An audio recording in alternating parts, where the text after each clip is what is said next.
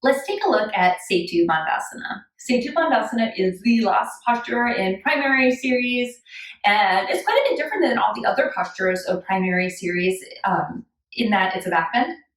So most of primary series is more focused on forward bend, so this one is more of a back bend. It's also pretty demanding on the flexibility of the neck.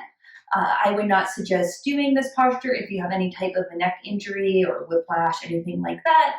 I would suggest that you modify or skip Setu Bandhasana if that's you.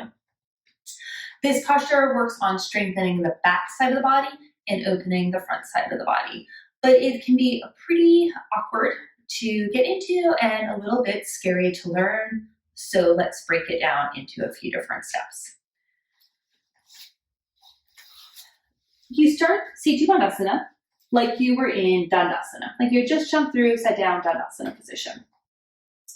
From here, turn your feet out and kind of press into the outside edge of the foot. Knees open to the sides with so now I'm making like a diamond shape with my legs. I'm going to scoot my butt forward just a tad. You could do that as well, but don't scoot your butt forward too far. I do find that often people really move very far forward here, and that actually makes you lose power in your legs. So you don't scoot too far forward. You want, you basically start in Dandasana, pull your feet in, and then, more or less you don't move your butt. So one way you could measure it is from Dandasana, you take the right toe to the left heel, turn that foot out, and then match the other foot without moving the butt. That's usually a decent measurement for most people.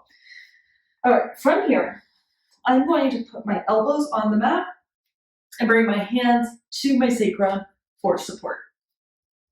Arch the back, and I'm going to put my head down. Now, for me, I'm not quite in the right spot on my head, so I'm going to try to kind of walk in a little bit, hold onto my legs a little, and pull myself in a little bit closer so it's a bigger arch. Now, for some of you, this is a great place to stop and work on opening the front side of the body, opening the neck. This is obviously a way different movement for the neck compared to what we normally do in our day-to-day lives. So it really opens up the front of the neck. So this is a great first step. For some of you, this might be the only step you want to do today. If you're interested in going a little bit further, I like to bring my hands to my sacrum and work on pushing into my legs here, giving myself some support with my hands. So this is another step. Again, for some of you, you might want to stop right here. A third step would be to hold onto the edges of the mat here. I'm really squeezing my butt and my hamstrings to get myself up high. And then the last step might be to cross one arm or both arms until you're in full Setu Bandhasana. That's a lot. So another way that I like to have people work it is by pushing their feet into the wall. So let's take a look at that. The wall is nice here because it gives you a little bit of resistance, and if you feel like your feet are sliding out away from you, the wall is obviously super helpful for that. So what you could do is you just put the edges of your feet right against the wall, or even the sole of your foot a little bit against the wall here. And nothing else really changes. So I do like that initial measurement from Dandasana.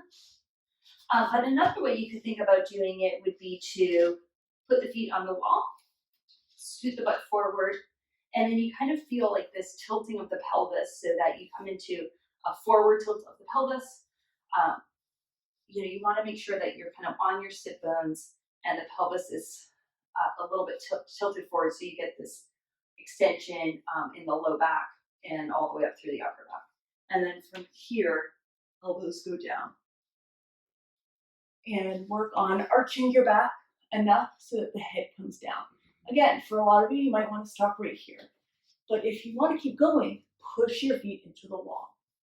And then from there, any of those steps that we talked about already are fine. You can cross, you can support, you can hold on.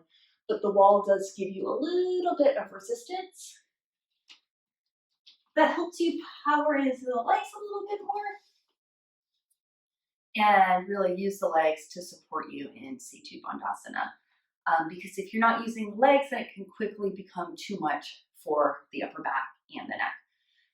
It's still a tricky pose, even with the wall, even with all these steps. I do always suggest people, like, try it once, maybe twice. This is not the type of posture you want to do 3 or 4 times in a row. And typically I don't hold this one longer than 5 breaths because it is a little bit hard or intense for the neck.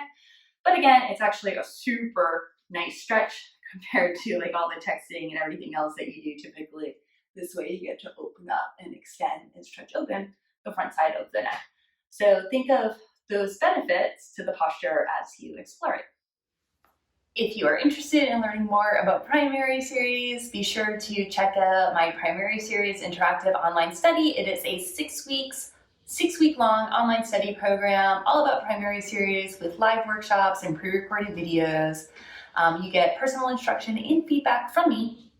It starts January 16th, so don't wait to sign up.